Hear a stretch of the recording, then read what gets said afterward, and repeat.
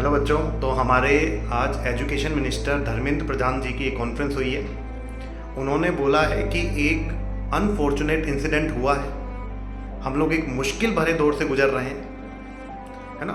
और किसी भी बच्चे को घबराने की ज़रूरत नहीं है। दूध का दूध और पानी का पानी होकर ही रहेगा। बच्चे की मेहनत कभी भी वेस्ट नहीं जाएगी, बर्बाद नहीं जाएगी। Government is committed for your future. बस आप लोगों को गवर्नमेंट के ऊपर फेथ रखना है। पूरा पारदर्शिता से काम होगा। और उन्होंने बोला है कि हम सभी के मुद्दे सुन रहे हैं, सभी लोगों की बातें सुन रहे हैं, और ये सारा मुद्दा सुप्रीम कोर्ट में भी चल रहा है ना। तो हम लोग भी एक लॉफुल तरीके से हम लोग चलेंगे, और किसी भी अफवाहों पर जाने की आप लोगों को ज़रूरत नहीं है ना।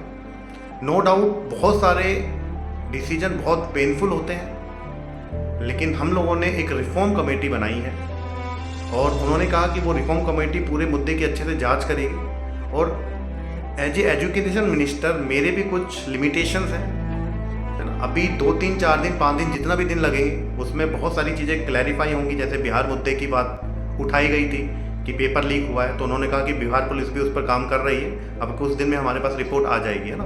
तो किसी भी अफवाहों पर आपको जाने की ज़रूरत नहीं है। और बहुत सारे ऐसे बच्चे हैं जिन्होंने सही तरीके से भी एग्ज़ाम दिया है और अच्छे नंबर लेकर आए हैं। गवर्नमेंट उनके बारे में भी सोच रही है ना, कि किसी भी बच्चे को दिक्कत ना हो। कि जो बच्चा मेहनत से नंबर लाया है, कोई बच्चे ने मेहनत से, कोई ग्रामीण परिवेश का बच्चा होगा, वो बार बार इतनी सारी चीज़ें अफोर्ड नहीं कर सकता है ना।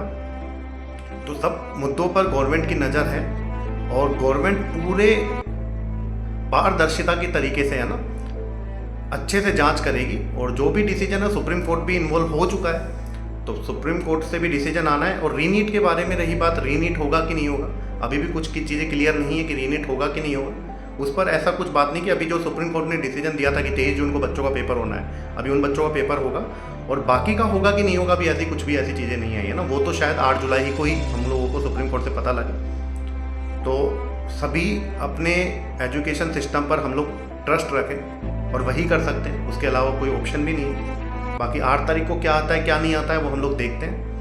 और सभी बच्चों से रिक्वेस्ट है, थोड़ा सा इतना ज़्यादा इधर उधर पैनिक होने की ज़रूरत नहीं है। काउंसलिंग के बारे में पूछा गया कि 6 तारीख से काउंसलिंग स्टार्ट है, बच्चे काउंसलिंग करेंगे या नहीं करें।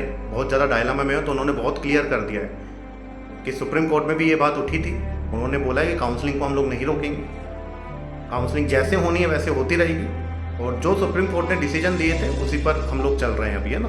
तो उन्होंने ऐसा कुछ नहीं कहा है। तो सभी बच्चों से रिक्वेस्ट है, बहुत ज़्यादा पैनिक होने की ज़रूरत नहीं है। आप लोग थोड़ी थोड़ी पढ़ाई अपनी स्टार्ट कर दीजिए, थोड़ा थोड़ा आप लोग सब्जेक्ट के टच में रहिए। फिर जैसा भी डिसीजन आता है बच्चों, आप लोगों को ज़रूर दोबारा से अपडेट किया जाएगा, है ना।